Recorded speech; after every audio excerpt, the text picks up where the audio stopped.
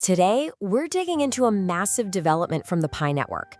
They've just rolled out a major wallet upgrade that, honestly, could be a real turning point for the whole project. And that brings up a really big question. I mean, with over 50 million users, Pi is already one of the most popular crypto projects on the planet. But could this one single update actually make it the easiest to get your hands on? All right, so to really get what this all means, we need to pop the hood and see what's actually new inside the Pi wallet. What did they change? Well, the headline story here is the integration of what are called fiat on-ramps. By working with services like OnRamper and Banksa, the Pi wallet is basically building a direct bridge from your regular bank account right into the Pi network. So what does that bridge actually look like for you, the user? Well, the whole process is now incredibly simple. You just open the wallet, hit buy, pick how you want to pay, and that's it. You can purchase Pi.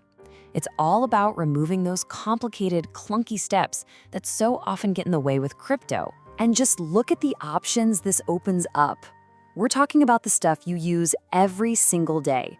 Credit cards, Apple Pay, Google Pay, and simple bank transfers.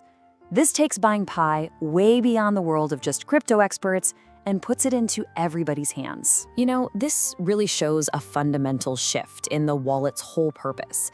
It's gone from being just a tool to send Pi between friends to becoming a real gateway to the wider financial world with these new buy and exchange buttons sitting right there on the screen. Okay, so that's the what. We know what's changed. Now let's zoom out and tackle the so what.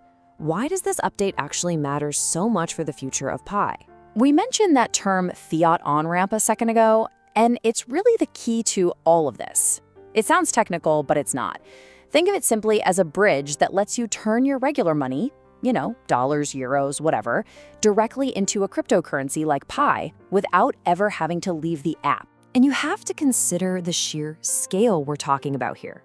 Over 50 million users. This is not some small, little niche project.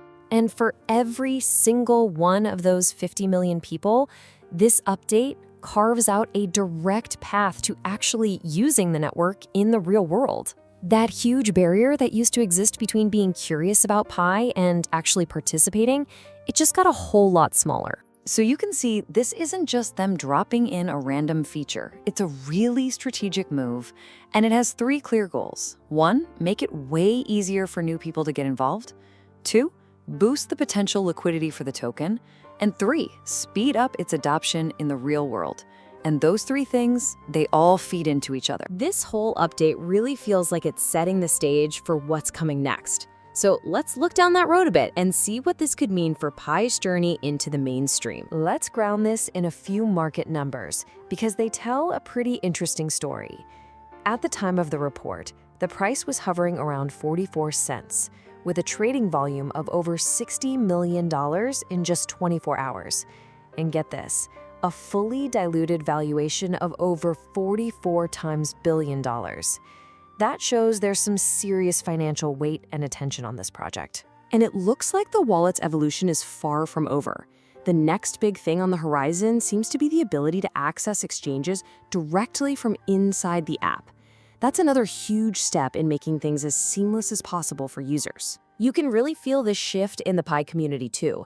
Confidence seems to be on the rise, and it's sparking all kinds of speculation about what the next logical step would be. Listings on the big-name exchanges like Binance and Coinbase. When you lay it all out like this on a timeline, the whole strategy becomes crystal clear.